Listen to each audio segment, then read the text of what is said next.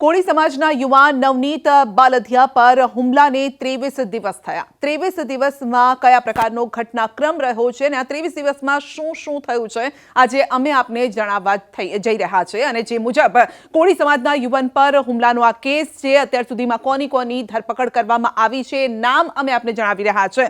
તો નાજુ કામડિયા, રાજુ ભમ્મર, આતુ ભમ્મર, વીરેન્દ્ર પરમાર, સતીશ વનાડિયા, ભાવેશ સેલાડા, વીરુ સૈડા, પંકજ મેર, કાનભાઈ કામડિયા, સંજય ચાવડા, દિનેશ ઉર્ફે દાદુ સોલંકી આ લોકોની ધરપકડ કરવામાં આવી છે અને આ નામ છે। આ બાદ શું થયું છે એ પણ અમે આપને જણાવીશું। જો કે મુખ્ય આરોપી જે પહેલા દિવસથી જે કહી રહ્યા છે કે જયરાજ છે એ મામલે પણ અમે આવીશું, પરંતુ એસઆઈટી દ્વારા હવે કોની પૂછપરછ થઈ રહી છે, કારણ કે એસઆઈટીને જે તપાસ સોંપવામાં આવી ત્યારબાદ પણ તપાસનો જે ધમધમાટ ચાલી રહ્યો છે તેમાં ડીવી ડાંગર પીઆઈ, કે.એસ. પટેલ પીઆઈ, નવનીત બાલધિયા ફરિયાદી તો તેમની પણ પૂછપરછ કરવામાં આવી છે।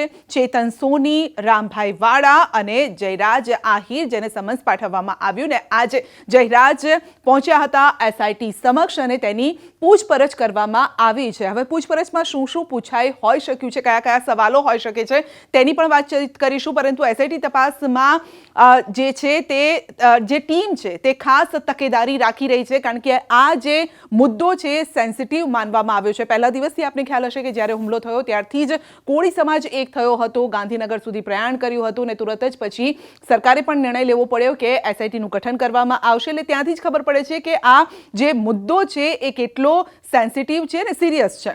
તો અગાઉ પોલીસની કામગીરી ઉપર ઉઠી ચૂક્યા છે સવાલ, કારણ કે પીઆઈ ડીવાયએસપી સામે કોળી સમાજનો આક્રોશ પણ હતો, તો પીઆઈની બદલી કરી અને તપાસ એસઆઈટીને સોંપવામાં આવી। અગાઉ વિવાદ થયેલો હોવાથી એસઆઈટી હવે ખૂબ જ સાવધાની રીતે આ મુદ્દાને લઈને ખાસ તકેદારી રાખી રહી છે।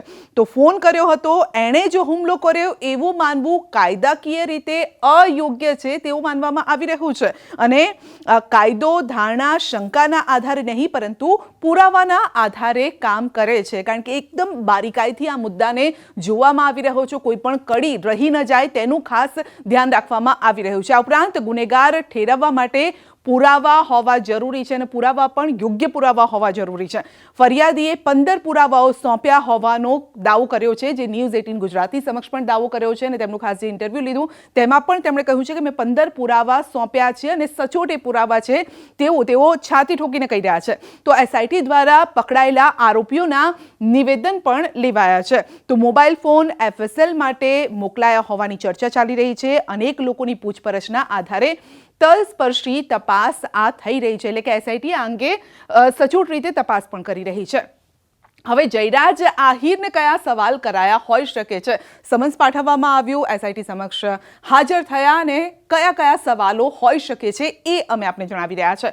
29 ડિસેમ્બરે રાત્રે તમે ક્યાં હતા, જયરાજને આ સવાલ પૂછવામાં આવ્યો હોઈ શકે છે, કારણ કે શંકાની સોય જ નહીં પરંતુ જે ફરિયાદી છે એ તો એવું જ કહી રહ્યા છે કે આખા ઘટનાક્રમ પાછળ, હુમલા પાછળ એક જ વ્યક્તિ જવાબદાર છે અને એ છે જયરાજ। માટે આ પહેલો સવાલ એ પૂછાયો હોઈ શકે છે કે 29મી ડિસેમ્બરે જ્યારે ફરિયાદીને માર મારવામાં આવ્યો, એટલે કે નવનીતભાઈને માર મારવામાં આવ્યો, ત્યારે તેઓ ક્યાં હતા?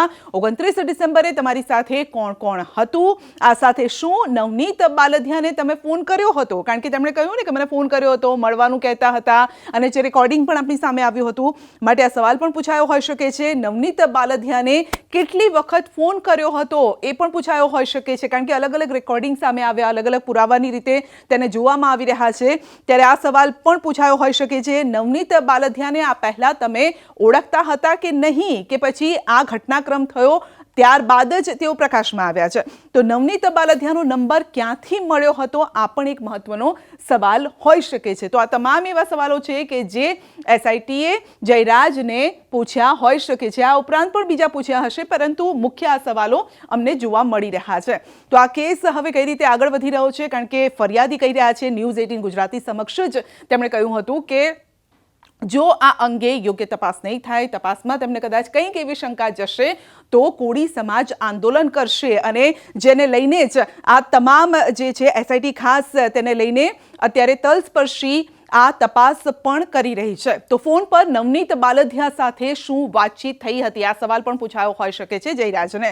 જે કોલ રેકોર્ડિંગ વાયરલ થયું છે તેમાં તમારો જ અવાજ છે, કારણ કે જે રીતે નવનીતભાઈ કહી રહ્યા છે કે આ જ વ્યક્તિએ મને ફોન કર્યો, ધમકી આપી અથવા તો જે પણ વાતચીત થઈ, તો શું એ જ વ્યક્તિ છે જેમનો અવાજ છે ફોનમાં? શું તમે કોઈ ધમકી આપી હતી? આ પણ સવાલ હોઈ શકે છે નવનીત બાલધિયાને. તમે શા માટે મળવા માંગતા હતા? કારણ કે જે રેકોર્ડિંગ છે તેમાં તેમણે કહ્યું છે કે ભાઈ જયરાજ તેમને પૂછી રહ્યા છે કે તમે જ છો, તમે ક્યાં છો, કઈ જગ્યાએ છો, અથવા આ જગ્યાએ છો, હું આવી રહ્યો છું, મળવા માંગુ છું. તો આ તમામ જે વાતચીત થઈ હતી તેના આધારે કે શા માટે તમે મળવા માંગતા હતા એ મુખ્ય સવાલ પણ પૂછાયો હોઈ શકે છે. તો ફાર્મ હાઉસનો વાયરલ વિડીયો ક્યારનો છે, શું જૂનો છે, અત્યારનો છે, એ અંગે પણ સવાલ પૂછ્યો હશે. નવનીત બાલધિયાએ જે આરોપ લગાવ્યા છે તેમાં તમે શું સ્પષ્ટતા કરશો? કારણ કે નવનીતભાઈ તો કહી રહ્યા છે કે જે પણ પુરાવા મેં આપ્યા છે સચોટ પુરાવા છે, જયરાજની વિરુદ્ધના પુરાવા છે, જે લોકોએ તેમને માર્યો હતો, જે 8 જેટલા લોકો વિડીયોમાં જોવા મળી રહ્યા છે તે જયરાજના માણસો હતા. આ સીધા જ તેમના પર આરોપ છે અને માટે આ તમામ સવાલો એસઆઈટીએ પૂછ્યા હોઈ શકે છે. હવે જોવાનું રહેશે, કારણ કે હવે એસઆઈટીએ સમન્સ પાઠવ્યું તો શું નવનીતભાઈ હવે શાંત પડી જશે? કારણ કે જે આંદોલનની તેઓ વાત કરી રહ્યા છે, સમાજ એક થઈને ધરણા કરે, આંદોલન કરે, જે પણ કરે આગામી સમયમાં, કારણ કે તેમણે કહ્યું હતું કે એક જ અઠવાડિયું છે, એક જ અઠવાડિયામાં આ દૂધનું દૂધ ને પાણીનું પાણી થઈ જશે. તો શું નવનીતભાઈ હવે શાંત થઈ જશે કે પછી જે તેમણે કહ્યું છે કે સમાજને સાથે લઈને તેઓ આગળનો સ્ટેપ લેશે અને ધરણા કરશે, તો આગળ તેઓ વધશે? અલ્ટિમેટમ, એટલે આમ કહીને તેઓ અલ્ટિમેટમ આપ્યું હતું, તો અલ્ટિમેટમનો જવાબ શું એસઆઈટીએ આ રીતે આપ્યો છે સમન્સ પાઠવીને, પૂછપરછ કરીને, એ આગળનો સમય બતાવશે. પરંતુ આ જે કેસ છે એ નાનો સરખો કેસ નથી અને જયરાજને શું આગળના સમયમાં આમાં કંઈક જો એસઆઈટીએ જે પણ પૂછપરછ આ તમામ સવાલો કર્યા હશે આમાં શંકાસ્પદ જો એસઆઈટીને લાગે તો શું આરોપી રીતે આગળ જયરાજને જોશે કે નહીં? હજુ આ જો અને તોની વાત છે. સમય બતાવશે કે આ કેસમાં શું થશે.